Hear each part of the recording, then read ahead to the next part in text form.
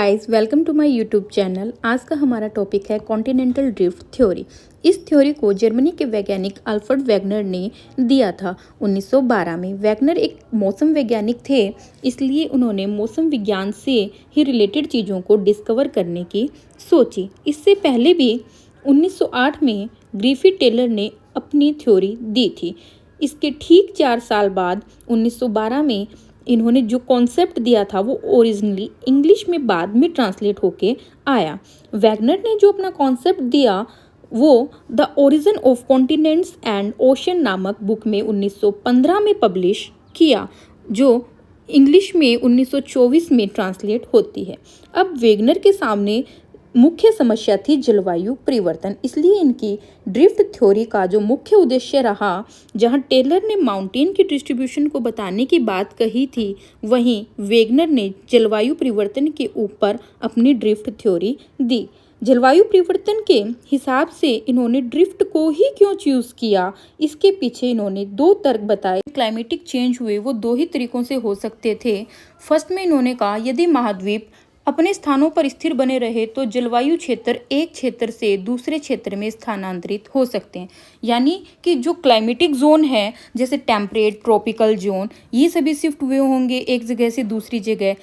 Second में इन्होंने कहा यदि जलवायु क्षेत्र स्थिर हैं यानी अपनी जगह पर हैं तो भूमि समूह विस्थापित हो सकते हैं और प्रवाह कर सकते हैं, यानी कि जो लैंड मासेस हैं जैसे एशिया, जितने भी आज हम 7 कॉन्टिनेंट देख रहे हैं, एशिया, अफ्रीका, अमेरिका, यूरोप, ये सभी शिफ्ट हुए होंगे। इन्होंने 2 ही कॉन्सेप्ट दिए थे, एक तो दिया था इन्होंने क्लाइमेटिक जोन शिफ्ट हुए होंगे और दूसरा इन्होंने लैंड मासेस ड्रिफ्ट हुए होंगे। तो इन्होंने अपनी दोनों लॉजिकल स्टेटमेंट में से सेकंड को चुना और कहा कि जो कॉन्टिनेंट और ओशियंस बेसिन्स हैं वहीं ड्रिफ्ट हुए होंगे, और इसी कारण से आज हमें जितने भी जो क्लाइमेटिक चेंजेस हैं वो देखने को मिलते हैं।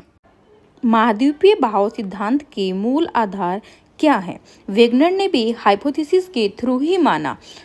थ्योरी इसलिए कहा गया क्योंकि इन्होंने कुछ एविडेंसेस दिए थे। इन्होंने बताया कि जो सभी लैंड मासेस हैं वो एक साथ कार्बोनिफेरस काल में जुड़े हुए थे, जिसे पेंजिया कहा गया। लैंड मासेस यानी जो आज के टाइम में हम हमारे 7 कॉन्टिनेंट देखते हैं वो किसी टाइम में एक साथ जुड़े हुए थे, जिसे वैगनर ने पेंजिया कहा। ये जो पेंजिया था ये चारों तरफ से एक विशाल जल से घिरा हुआ था, जिसे वैगनर ने पैंथालासा का नाम दिया। पेंजिया को सुपर कॉन्टिनेंट कहा गया और जो पैंथालासा है उसको सुपर ओशियंस के नाम से जाना गया। आज जो पैंथालासा है, आज जो हमारे पैसिफिक ओशियन का ही रिमेनिंग पार्ट है। जो पेंजिया है जिसे सुपर कॉन्टिनेंट या विशाल महाद्वीप कहा गया, को 2 बड़े लैंड मासेस में डिवाइड किया गया, लोरेशिया और गोंडवाना लैंड। लोरेशिया जो उत्तरी भाग था और गोंडवाना लैंड जो कि दक्षिणी भाग था। जो लोरेशिया है उसमें उत्तरी अमेरिका, यूरोप और एशिया शामिल है, जो पेंजिया के उत्तरी भाग का गठन करते हैं। और जो गोंडवाना लैंड है जिसमें दक्षिण अमेरिका, अफ्रीका, मेडागास्कर, प्रायद्वीपीय भारत, ऑस्ट्रेलिया और अंटार्कटिका शामिल है। सबसे ज़्यादा जो लैंड मासेस है वो गोंडवाना लैंड के ही पास थे।